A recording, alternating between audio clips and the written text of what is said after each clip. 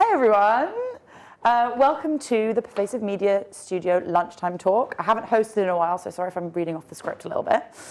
These talks are live every Friday at 1 p.m, both here in the building and online. So whether you're in Bristol or far away, you are very welcome. My name's Zoe, I'm the climate researcher in the studio. I'm a white woman with blonde hair wearing a blue jumper that was knitted by my mum. I know, she's amazing. I'm going to say a little bit more about the studio and then introduce today's speaker. So anyone new to the studio? Hey, welcome everyone, and welcome to those who are joining online. If you don't know much about the Pervasive Media Studio, the PM Studio lunchtime talks are part of our Open Studio Friday offer. Every Friday, the studio throws open its doors and offers you the chance to spend time in the space, connect with all of us, and you can hot desk here from 10 a.m. to 5 p.m. every Friday. A little bit of housekeeping. Feel free to move around, make a cup of tea or grab a glass of water from the kitchen, which is over there. We have a quiet space just over here for anyone if you need to take a break, take a mo. Fire exits are at either end of the studio, and one of the studio team will direct you to them should we need to use them. Accessible toilets and baby change can be found in the corridor next to the kitchen over there. And also a captioned version of the talk will be available on the same link after the talk is finished. This week's talk is by Dr. Jacqueline Ristola, and it's co-hosted by the Centre of Creative Technology. So I'm going to hand over to Paul to introduce the talk. Thank you.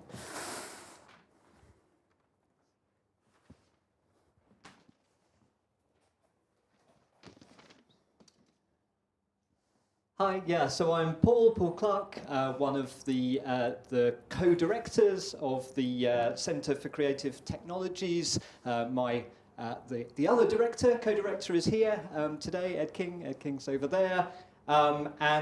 This is a new centre at the University of Bristol in the Faculty of Arts, and we're based here at the PM Studio.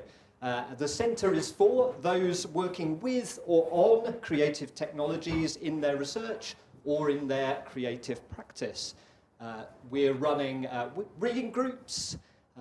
Katie Dadatz, who I think is also here, over at the back there, is running the reading groups, so get in touch with Katie. We'll have a word with Katie afterwards if you're interested in the reading group, which is around speculative futures for creative technologies. Runs every 3 weeks. The next one is on Tuesday the 28th. We also have a series of workshops coming up that we're running with the PM Studio around alternative technologies. Have a word with us if you're interested in expressing interest in being involved in those. The first one is appropriately around the Metaverse. So yeah, come and have a chat with us afterwards if you're interested in being on the mailing list and finding out more about the centre. Today, it's a real pleasure to introduce the second of the talks that we're co-hosting with the PM Studio, which is by Dr. Jacqueline Ristola. And it's on queering the metaverse. So I'm looking forward to Jacqueline countering some of the corporate claims that are made around the metaverse. Reaching for my introduction. So Jacqueline lectures in digital animation in the Department of Film and TV at University of Bristol, and her research areas include animation and anime studies, media industry studies, and queer representation. This talk will examine what tech and media giants envision as the next form of digital media distribution and the internet itself, the metaverse. So yeah. Please give a warm welcome to Jacqueline. Thank you. Thank you for that introduction. Yes, I am Jacqueline. I'm a white woman wearing gray pants and a sweater and a red shirt. I'm also getting over a cold, so if I'm speaking too quietly in the back, just let me know and I'll project. So, the metaverse does not exist. This statement from Professor Janet Murray capped off a panel on the metaverse from 2021, a panel which charted the various speculative futures of the technology. Indeed, the metaverse is pure speculation, and I mean speculation here in multiple senses. There's economic speculation in the sense that corporations are investing big to acquire market share in this emerging space, as well as individuals betting on certain facets of the technology, such as NFTs. But there's also speculation in how such technology can serve as a testing ground for new forms of embodiment. And so I want to chart out these two forces of speculation in today's talk. This talk presents some initial research on the metaverse, which, again, tech and media giants are envisioning as the next form of digital media distribution and the internet itself. And there are two approaches that I want to use to discuss the metaverse today, both considering around materialities, albeit in different ways. So I'll begin with a media industry's approach, giving an overview of some of the major tech and media players in the metaverse space, before examining the metaverse's motivations by Meta, formerly known as Facebook, taking Meta as the case study here. And then I'll switch to a queer and trans theoretical approach and examine some of the phenomenological problems that arise with the metaverse, applying Sara Ahmed's work on queer phenomenology to think about some of these issues around virtual bodies, spaces, and their interactivity. And what intrigues me here are the political potentials to animated embodiment that the metaverse offers. And instead of ending the talk looking at digital landlords, like I thought I might, I'll instead try and end on a more positive note and speculating on some of the potentials for VR and the metaverse more broadly as a trans technology. So to lay some groundwork here, the concept of the metaverse is that it's a virtual space with animated avatars featuring continuous live connection and interactivity. So the idea is people can interact with one another in real time. They can also interact and experience events, either both planned or spontaneous events. And so it's supposed to be very kind of liberatory in terms of what you can do in this virtual space. Another key feature is interoperability. So ideally, for example, if you bought digital goods in one store, for example, you could use those goods throughout the metaverse. You're not just limited to one facet. This is the theory, at least. Like Web3, it is posited by investors and tech giants like Meta as the next evolution of the internet. What is remarkable about all this hype around metaverse technologies is that animation is fully imbricated in its logics of persistent virtual space and interactivity. That animation literally gives an image to everything that Meta is sort of envisioning here. The virtual spaces and avatars that you use to interact in these spaces are created by animation. And just one crucial distinction here, for this talk, I'll be focusing more on virtual reality or VR technologies, which is largely what Meta is investing in, for example. I'm not talking as much about augmented reality or AR, which would be a game like Pokemon Go. Many of the biggest names in both media and technology see the metaverse as the future, with 2021 seeing significant financial investments in this concept. So Fortnite, for example, raised $1 billion in 2021 and then raised another $2 billion in 2022. And all of this money was tied to its sort of expansion into the metaverse. One of Fortnite's biggest competitors, Roblox, which is a game design platform with a business model I would describe as a metaverse of user-generated content, went public in 2021 with a valuation of over $41 billion. Match Group Inc. purchased Korean app company Hyperconnect for $1.73 billion in 2021 in order to add metaverse elements into the company's dating apps. And now, to be clear, Match Group is a huge conglomerate that dominates the dating market, owning over 45 dating brands, including Tinder and OkCupid. So if you want a metaverse-free dating experience, just making a kind of simple switch to another app might not actually do the trick, because they own most of them. Another company starting with M, Microsoft, also recently embraced the metaverse future. The company announced their own augmented reality / virtual reality app and headset called Microsoft Mesh in early 2021. Users create and use their own cartoon avatars to interact with Microsoft's own digital world. And the company also frames its cloud services as an integrated stack of technologies to enable the creation of other metaverse apps. So mirroring the metaverse's sort of ideals of constant digital connection and interactivity, Microsoft offers a kind of technological metaverse, this all-encompassing layered systems of platforms, tools, AI, and more, all to kind of create and sustain other attempts at the metaverse. And then, of course, there is Meta. In summer 2021, CEO Mark Zuckerberg went on a PR blitz in interviews and investor relations, announcing that Facebook is transitioning from a social media company to a metaverse company. Facebook announced Horizon Workrooms, a new VR app that enables workers to design their own avatars and interact and work in virtual office spaces. Zuckerberg calls the metaverse the next generation of the internet, calling it, quote, an embodied internet that you're inside of rather than just looking at. He also said that his company, quote, believes that this is going to be the next successor to the mobile internet, end quote. So this is the next big thing. This is how we're going to connect. Facebook, of course, officially rebranded as Meta in October 2021 and expanded Horizon Workrooms into Horizon Worlds, a sort of full-on social experience where users can create their own worlds, and creativity is presumably set free with the limitless possibilities of the metaverse.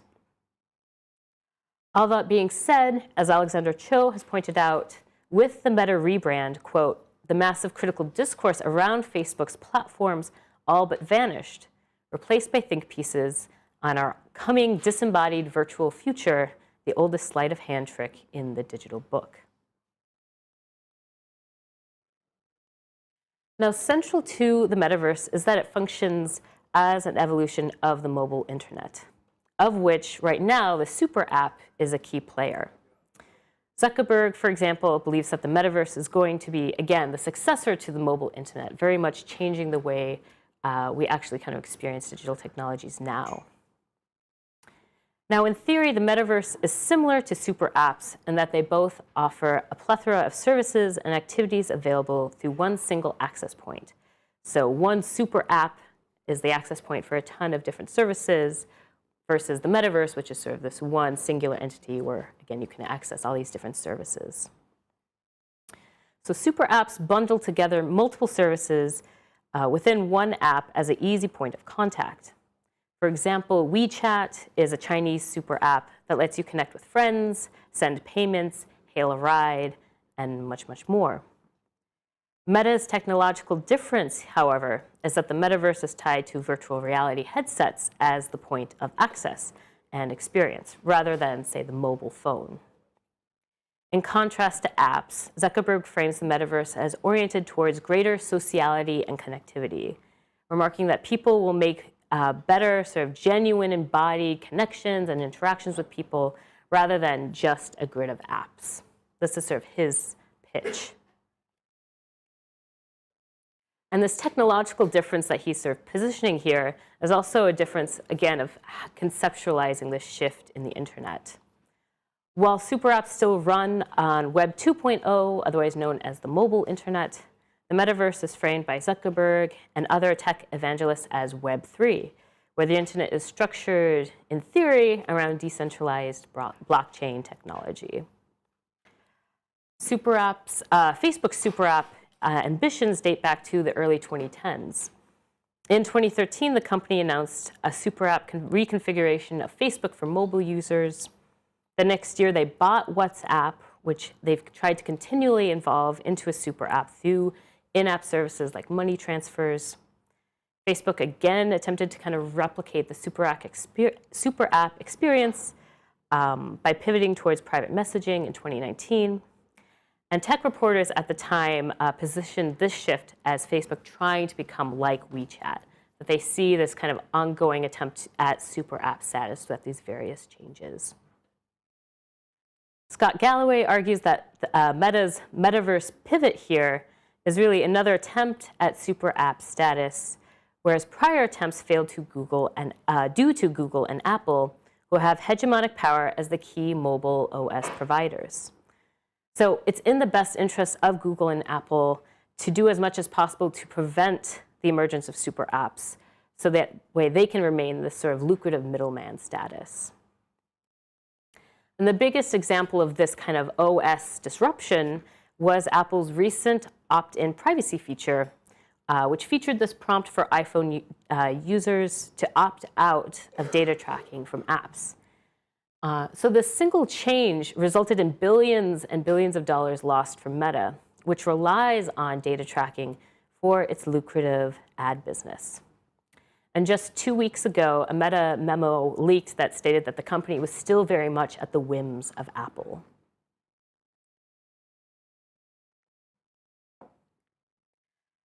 Meta isn't the only one to pivot to the metaverse in the face of Google and Apple's platform monopolies. Through publicly released emails emerging from the 2021 Epic Games versus Apple lawsuit, which was a lawsuit around Apple's monopolistic platform practices, it was revealed that Epic Games, the owner of Fortnite, was inspired by super app company Tencent in how it bypassed the Google Play Store to release games and content in their own ecosystem, that being the WeChat app. So in these leaked emails, one key quote really stuck out to me. As Epic Games CEO Tim Sweeney wrote, quote, "The sooner we can free ourselves from the App Store distribution monopolies, the better," end quote.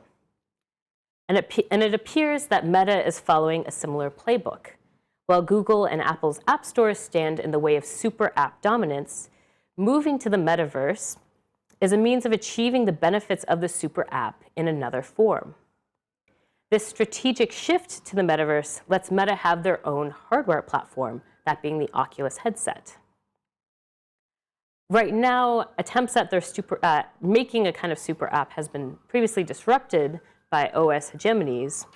But if Meta can get us into the metaverse, that kind of platform disruption will no longer be the case because they'll be vertically integrated in a sense. Now, all this being said, to be clear, the metaverse does not exist. Or as Tim Sweeney would say, the metaverse does not exist yet. And indeed, some of these investments and these developments could be written off as hype, bandwagon hopping, or corporate positioning in the face of criticisms. That being said, these moves and the metaverses they imagine are worth taking seriously, not only because of the massive financial investments into metaverse technologies across the board, but also how these investments gesture to the further platformization of everything. The metaverse also brings up important questions around animation, as again, the metaverse is sort of fully imbricated by the animated form. And so the question of animated embodiment has immense material stakes. So it really behooves us to actually sort of map out the conditions of this speculative virtual embodiment, what the potentials are, as well as what are the pitfalls. So to think about animated embodiment, I'll switch now from a media industry's approach to a queer and trans theoretical approach. An essential component to the metaverse is, again, animation as this integral role in creating all of the kind of visuals and experiences of the platform, from the animated avatar figures that users customize and interact with, to the virtual spaces that are designed and animated through physics engines. Animation undergirds the entire metaverse experience, particularly within VR headsets. Now, essential to the metaverse are avatars, these animated figures that users pilot to do everything. And a key feature often of their sort of selling point is that they are infinitely customizable. Avatar aesthetics, particularly those of Meta, tend towards the smooth and simplified, likely because this requires less data, so there's less rendering times, it's quicker to load, quicker to manage. Avatar animation tends to focus on facial movement and hand gestures. There's also a kind of key joke that in Meta's Horizon Worlds, people don't have legs. It was a big announcement when they actually said, oh, we're going to add legs, right? In terms of concerns of diversity and inclusion, Meta's chief diversity officer, Maxine Williams, points out that Meta users and their avatars now offer more than 1 quintillion different combinations, including newer additions such as virtual assistive devices for people with disabilities. While Meta attempts to address questions of diversity through near infinite avatar customization, I do wonder whether the metaverse will merely collapse concerns around diversity and inclusion altogether as just another facet of individual consumer choice. Much of the focus around diversity is on the individual customization, particularly thinking about the user experience in isolation, and not really thinking as much about how spaces actually shape the user, how those users are actually going to interact in the virtual world. And again, it's already been clear that the question of interactivity has already produced a number of problems. One key issue is that bodily harassment is not unusual in VR and has in fact been a persistent issue that Meta and others have had to deal with. So Meta has announced multiple moderation and safety features for its products in the past year. But as one article from The Verge points out, these moderation features are useful additions for sure, but it feels like these things should have been added long ago. But Meta has instead really been playing catch up because they weren't really thinking that these problems would exist to begin with. First-person accounts can also help us sort of understand how harassment is a problem and the particular contours of it. So, for example, VR/AR software developer Cy Wise has both witnessed and experienced bodily harassment in VR, where one virtual body comes into non-consensual, inappropriate contact. As Wise observes, such harassment is experienced differently in the metaverse as opposed to other online spaces, as the metaverse is, quote, not just the interconnectedness of apps, it's an embodied medium, end quote. Wise's comments here illustrate that there are potential pitfalls of VR's embodiment that Zuckerberg praises, or at very least there are things that need to be taken into account when actually designing these spaces. Wise, among others, have expressed concerns that designers of these virtual spaces, which are typically cis white men, won't really be designing with concerns around harassment in mind. Scholar and visual artist Teresa Braun has also witnessed similar issues in their ongoing research into the fluidity of queer identity in virtual spaces. Braun encountered one pernicious practice in VR chat rooms where VR users with more stable internet access and more advanced hardware, so in other words, they have access to faster processing power, these people can disrupt the digital bodies of those with less processing power through colliding movement, such as swiping forcefully at another person and their virtual body using your own handheld controllers. So VR users with the weaker processing power experience disruption and glitches in their own animated embodiment as their systems struggle to kind of process the collision in real time, while VR users with more powerful hardware remain unchanged because their systems can handle the impact.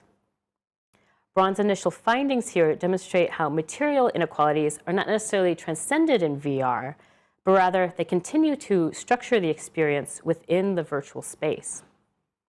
And so from these accounts, we can see how equity cannot just be merely sort of solved or focused on in terms of individual sort of consumer choice around customizing your avatar. There's actually a lot of work that needs to be done around how bodies are occupying space, how they're interacting with space, and what kinds of interactions are actually being enabled in those spaces. And it's these questions around space that really brought me to Sara Ahmed's book, Queer Phenomenology. And so I want to shift to thinking about these virtual spaces themselves and to think about the potential challenges that these metaverse spaces offer. I'll use her book, Queer Phenomenology, from 2006, where she's thinking about how one is oriented in space. And just a side note, when we're talking about phenomenology, what we're talking about here is really like the study of experience, thinking about experience. And Sara Ahmed's intervention has really been to challenge the universalist notions of experience that previous sort of works of phenomenology really assumed. And that kind of challenging of a universalist notion of sort of metaverse experience is something I kind of want to take up here as well. So in Queer Phenomenology, Sara Ahmed argues that, quote, bodies are gendered, sexualized, and raced by how they extend into space, end quote. She examines how orientations, which are these social forces such as heterosexuality or whiteness, these forces push us to straighten up and inhabit space in particular ways. Orientations pressure us to follow particular lines, particular paths through life that are marked by spatial and temporal experience. And in following these lines, these kinds of paths through life, subjects are shaped by them, and they also help to reproduce them. She also writes about how spaces are made available to particular bodies, and these kinds of preferences become codified through repetition. So bodies acquire particular orientations. They're kind of pushed through a particular path through life due to some actions being repeated over others. And so it's through this repetition that bodies thus acquire particular orientations to objects and to the world. I know it's kind of a bit heady. So let's look at sort of a specific example, that being compulsive heterosexuality. So Ahmed uses the example of heterosexuality as an example of a kind of orientation, right? A kind of prescribed path through life that we're kind of encouraged to follow through various sort of social forces. So Ahmed points out that heterosexuality is an orientation that doesn't just emerge from the ether, right? It's not this, it's presumed to be kind of this innate natural thing, but in fact, it really does emerge in part through institutions, right? All these different social pressures that continually reinscribe particular social norms through repetition. So, for example, Ahmed points to the work of Adrienne Rich, whose analysis of compulsory heterosexuality is a key example. And Rich observes that there are forces within society and institutions that push women towards heterosexuality, that really kind of convince women that being attracted to men is kind of inevitable, that marrying a man is the proper way to, follow your life. Like that's the way your life is supposed to go in a proper manner. And as these norms are kind of continued, heterosexuality is thus made compulsory through its repetition. And it's this kind of repetition that seeks to straighten out, this is Ahmed's phrasing, that it straightens out any of us who might deviate from the path of heterosexuality. And I've been mentioning this word repetition here, and repetition is really the central facet of Ahmed's analysis, as it's the repetition of particular orientations, these kind of particular paths through life, that certain orientations are privileged over others. So particular norms are repeated in a loop, and this kind of repetition strengthens their very existence and their sort of presence as a kind of social force. Ahmed's queer phenomenology proves useful in conceptualizing the phenomenological problems that the virtual spaces of the metaverse poses. If a metaverse, like Meta's Horizon Worlds, offers particular virtual spaces, how do these spaces structure our experience? On a theoretical level, we should ask what kinds of orientations are being made preferable over others in these spaces. In other words, what kinds of paths does the metaverse push us towards? But we also don't need to remain solely on a level of theoretical level of analysis here.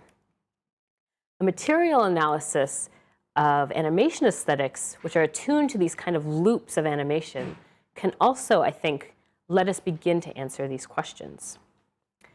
Much as Ahmed examines the orientations of our world and the reproduction through the loops of societal norms, we should examine the metaphorical and literal orientations of the metaverse space and how these are reproduced through the loops of both societal norms and animation, respectively. So, in other words, we might speculate what the literal loops of animation that the metaverse uses. And again, these are loops that are used typically to save rendering time and data storage. We can consider how these loops might reinscribe particular ways of viewing the world, and how these structures and how they structure particular orientations within that virtual space over others. So just for an example, in this promotional GIF, Meta presents the metaverse and the control of worlds almost in a kind of neocolonial imaginary, that there's this mastery, right, over land, mastery over the of worlds itself. And this vision is sutured by looping animation, a GIF. So in other words, as these metaverse worlds are created through animation, a medium that often relies on loops, future research should examine how such loops might trace these kind of loops of normative operations that are being encoded in the space.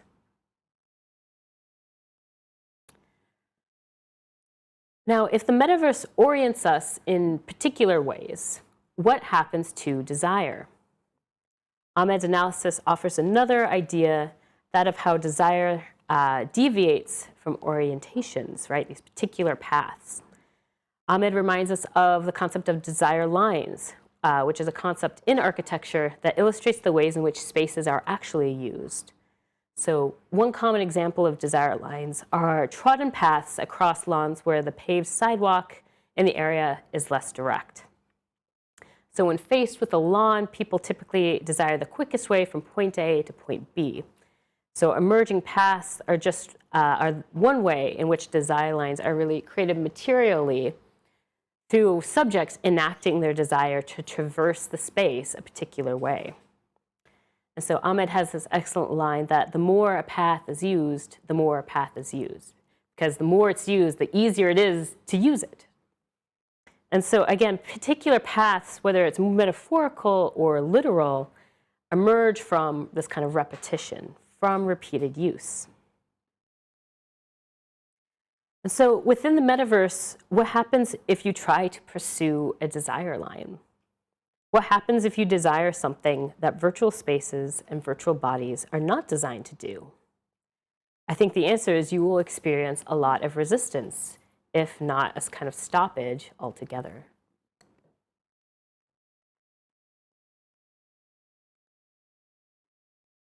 So if these are the potential limitations and the pitfalls, I do want to end on a more positive note and a kind of speculative future.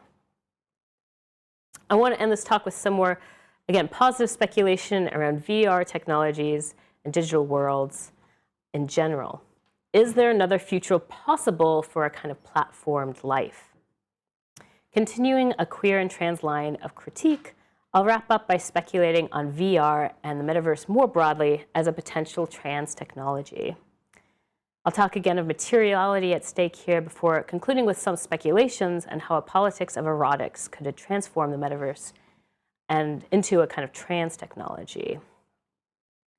And now when I'm using this phrase trans technology, I'm following Jameson et al. And how they examine how technologies can meet the needs of trans communities. And there's already been some research done on how VR technologies in particular have the potential to be a kind of trans technology. So the work of Micha Cardenas and Teresa Braun demonstrate how VR systems enable users to cross gender and identity boundaries and experience embodying a different identity in a separate world. And this is a very trans thing, to embody different identities and even genders in different spaces. And so trans studies opens us up to consider VR in these kind of productive ways. This is not to universalize the trans experience, but rather tap into the valuable specificity of said experience and how we can use this knowledge and experience to chart out new political possibilities. One of the key values that Jameson and all identify that make up a trans technology is erotics. Specifically, erotics, the way Audre Lorde theorizes in her piece, the uses of the erotic as power. So erotics here is not figured just in terms of sort of sexuality or sensuality, but instead it's more about a broader kind of embodied capacity for joy, a kind of sensation with feeling. Knowledge of the body, for example, is in erotics. It's a kind of power. As Jameson et al. Describe, the erotic is, quote, a source of power from which oppressed communities create information about bodies and lives. This kind of erotic power, however, is suppressed in the current attempts at building the metaverse. Writing for The Baffler, Lyda Gold has observed the lack of erotics in Meta's digital world, whether that be Facebook as a platform or Horizon Worlds as a virtual space. As Gold points out, the metaverse, as Meta envisions it, is tacky, prudish, and dull. She has this great quote that there is no erotic frisson allowed. Gold's analysis of Horizon Worlds links its aesthetics to its experiential and political potentials, or lack thereof. While the erotic is suppressed in current attempts of the metaverse, what might it look like if these erotic possibilities were able to exist? To answer this question in terms of trans technology, as well as animated embodiment, let me jump to the work of Karen Barad and her highly influential article, Transmaterialities. In this piece, Barad examines how matter itself is full of possibility and the political stakes for this kind of queer embodiment in life that this really opens up. Barad uses the image of lightning throughout her article to demonstrate the material play of indeterminacy and infinite possibility that matter itself holds. And this includes the electric animation of Mary Shelley's Frankenstein, to the electrons in quantum field theory, to lightning itself. For instance, in examining the birth of lightning bolts through slow motion cinematography, Barad points out how lightning branches out as it tests different possibilities, different kind of modes of experience, observing that, quote, what we are witnessing is the potential face of lightning yet to be born, a discontinuous exploration of different possible pathways before a lightning stroke explodes and shatters the darkness, end quote. So lightning throughout her piece becomes this metaphor for a queer force of desire, these kind of experimental desire lines, as lightning traces materializations to come, kind of matter and forms of matter to come. Barad's intervention here is a turn away from the tradition of queer negativity that has often dominated queer theory and points to a fundamentally generative view of matter as indeterminate and full of infinite possibilities, and what this really opens up for queer life in general. This leads Barad to consider the possibilities and potentials of queer self-birth, kind of queer self-actualization, which also, again, opens up new generative ways for thinking about embodiment. And part of her analysis includes considerations of the virtual. While she largely discusses the virtual in terms of quantum field theory, I do want to take up her invocation of the virtual and apply it to virtual technologies, right? Virtual reality that this talk has discussed so far. She points out how the virtual, as sort of a concept, is a space full of possibility, and this possibility includes embodiment. So I want to take Barad's charge here, as it were, and bring it to this discussion of the metaverse. How can the metaverse be a kind of electric testing ground for embodiment? As Braun and others have pointed out, virtual worlds are a powerful space for self-expression. Could a different metaverse, with the ability to truly connect to others with your own kind of cultivated identity, provide such space for queer self-birth, a space to test for new forms of queer embodiment? Such a testing ground, animated by queer desire, requires space for erotics, for an embodied capacity for joy and connection.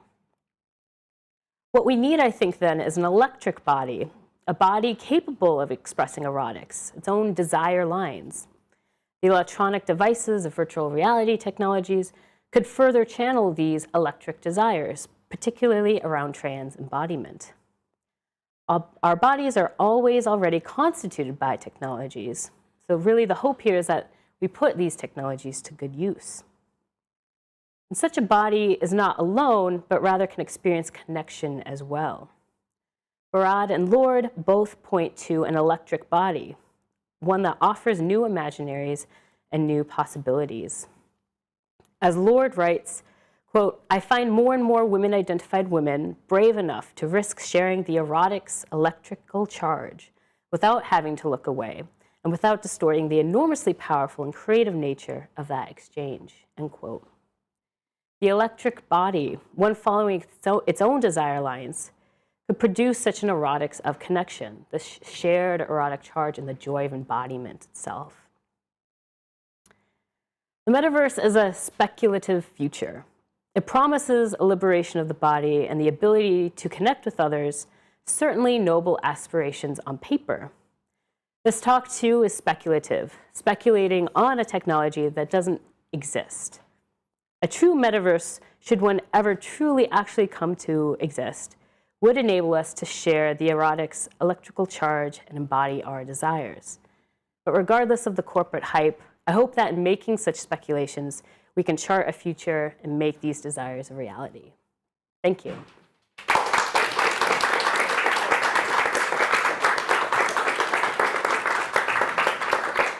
Thank you so much, Jacqueline. I found that so fascinating. I've got notes all over this piece of paper. We're coming to the Q&A section now. So if you're online, pop your questions in the chat if you're watching, and one of the team will read them out for you. And if you're in the room, please raise your hand. We'll have a mic that people speak into so that everyone online can hear. I guess I have a question for you. I'm super interested in what you were talking about, the kind of liberatory capacity potentially of these technologies. But I was like really shocked about what you were saying about Match.com and how they're potentially going into the metaverse. And I know already with like dating apps and algorithms, corporations are already able to like exercise so much power over how and what we desire. And I wonder if you see it as being scary or potentially liberatory for the dating scene or both, maybe? I don't know. What are your thoughts? I don't know if it's liberatory for the dating scene. I think I'm going to come down against it. Yeah, because the reality is it's kind of a duopoly. It's like what Match Group owns, and then Bumble, which was like made by a former Tinder executive, I think. And they're I think it's, Bumble. They're kind of a duopoly, like they can make up most of the market. But yeah, I'm a little less, I'm more skeptical, especially because the way those apps are designed is to really encourage you to spend money, like to spend money to boost your profile. And there's all the ways in which the platform interface itself is desired to produce, both to manufacture kind of discontent that you feel like you're missing out if you're not spending money, but then also kind of manufacture pleasure in a sense where it's like, oh, I do see the stats go up, therefore I feel good about myself, right? So I'm gonna lean on the negative side. Yeah. Okay, yeah, shout out all the single people out there, it's gonna get worse. Yeah. Does anyone have a question in the audience? Yeah. Got the... Thank you. Thank you very much for an enjoyable talk. I guess my one point where I kind of divert slightly from what you've said, I've been in a virtual reality called Second Life now for over 10, 12 years. It suffers from and provides a lot of the issues that you've talked about, both in terms of the bad things and the good things. Have you used that, and do you see anything currently that looks like where you think the metaverse is going? I feel like I've maybe tried Second Life, but it's been a long time. But yeah, I was actually going to mention it a little bit because Second Life is a really good example of like the digital landlordism, which Jathan Sandowski argues like further platformization of sort of everything is pushing us to a kind of rentierism, that everything kind of becomes a kind of landlord relationship, very like extractive in how you experience sort of life through these platforms. But yeah, in terms of the second part, yeah, like the questions around like the issues in Second Life, yeah, like you see digital landlords, for example, which embodies this paradox of digital scarcity. Like, how could there be landlords? How could there be a lack of space when everything should be infinite, right? And if you've seen the HBO show How To with John Wilson, there's an episode where he interviews like a digital landlord in Second Life. And he's like, yeah, you know, he makes thousands of dollars a month. And he's like, yeah, I feel really bad evicting these people, but what am I gonna do? And it's like, well, you could just not. Like, why do you have to, like, why do you have to, you don't have to be a landlord. Yeah, so I do see, and to the question, are there places where I do sort of see it happening? Maybe on like sort of individual, it's very like collectives, you know, it's like individual groups will have sort of projects. Teresa Brown, for example, has made something like this, but it's not to the scale of where you can connect with anybody, right? It's still like sort of indie, homegrown. Yeah. Yeah, thank you. Question? Yeah. I was interested in your thing about avatars and choosing your avatar.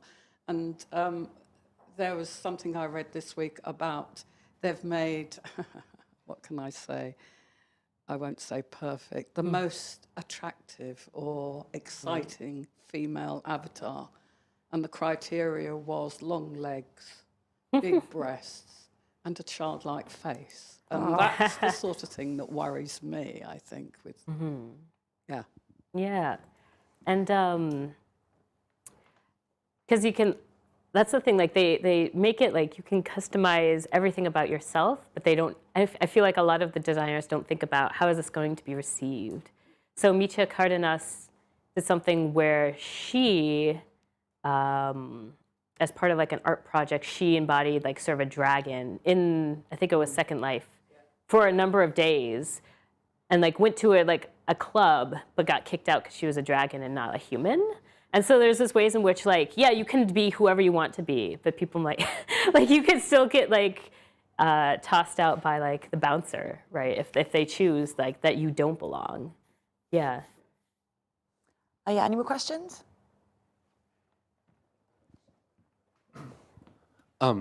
Thanks for awesome talk. So one of the things I was thinking about, and don't want to go into too much detail, but I was thinking about the kind of erotic journey and the desire lines and things like that. And if you look at past technologies, such as how they're delivered to people for this, it's been led by desire lines, actually, in terms of what the uptake is and how people are using it is actually not led by the corporate structure, but actually the desire lines force the issue more quickly through eroticism and things like that. And I was just wondering if you've tracked any of those counter industries that maybe aren't looked at as much, but are actually leading the way in terms of where people's interaction is really going, instead of Metaverse, which is this big public, huge investment, and then there's this underlying other structure that's being built, which might actually supersede Metaverse as the thing people actually use, and how those interactions happen. One thing I guess my short answer is not too much. I've been focusing on the corporate. I came to it through the corporate, and actually in my research, I was originally tracking Warner Brothers, and they dipped their toes, like they released NFTs and they were very digital. So that's sort of how I ended up getting to the metaverse, where it's like, oh, why are they releasing the NFTs? Why are they doing this? So my concern has been largely corporate so far. But the one thing I do know and have observed, or like has been talked about, is like furries have been a key constituency, like in actually making sure these technologies work. Like there was like a viral news story like a couple months ago where sign language, I don't remember what platform it specifically was, but it was furries who were able to code like American Sign Language into like this VR platform, and so like they were kind of the vanguard in actually advancing the technology and making it useful. So that's like the one example of sort of like smaller community following the designer line, making it happen. Yeah. Okay. Do we have any questions from online? Not yet. Okay. Any other questions? No. Cool. Thanks for the talk. I really enjoyed it. I really liked your use of Sara Ahmed in that. I found that really interesting. I have a very, perhaps, question that you probably can't answer, given that this sort of technology doesn't exist yet, but would be very interested in your thoughts around it, which is there seemed to be a tension in your talk between the sort of corporate, neoliberal, capitalist sort of model versus a queer, radical potentiality of embodying within this space through these sort of desire lines. And I'm wondering, sort of in practice, given that we know that we live in a culture of sort of rampant transphobia and various systems of discrimination, and you referred to sort of the online embodied harassment that can occur. How might you see in practice experiences of trans online embodiment or freedom of expression in these erotic potentialities happen? What kind of moderation might be needed, and how might that come into tension with sort of corporate spaces? It's a very difficult question to answer, I'm sure, but I'm interested to hear your thoughts. Yeah, because I think one of the tensions is that like the corporation will always push towards greater kind of interactivity, or like users spending time on the platform because it looks good for the bottom line, or it looks good that more people are spending time on the platform. So they push for a greater, I would see them often sort of pushing for a greater connectivity. Do you want to try out this subgroup? Do you want to try this subgroup?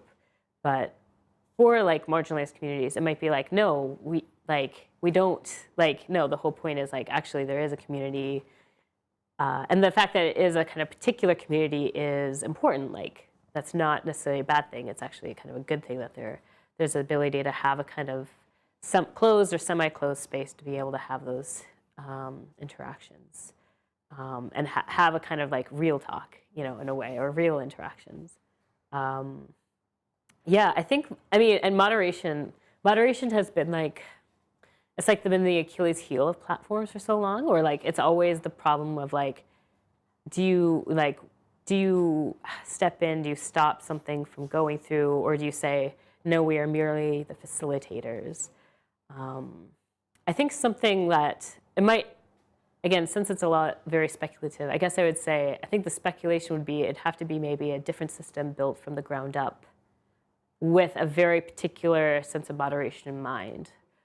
Maybe it's designing for specific communities in a manner, or how do you design where the moderation, that doesn't come at the last instance, it's been very built from the ground up in a way. Again, kind of very speculative, but I hope that kind of answers your question. Any more questions in the room? Any more online? All right, okay, I think we'll probably close for today. Thank you so much, Jacqueline. That was so interesting.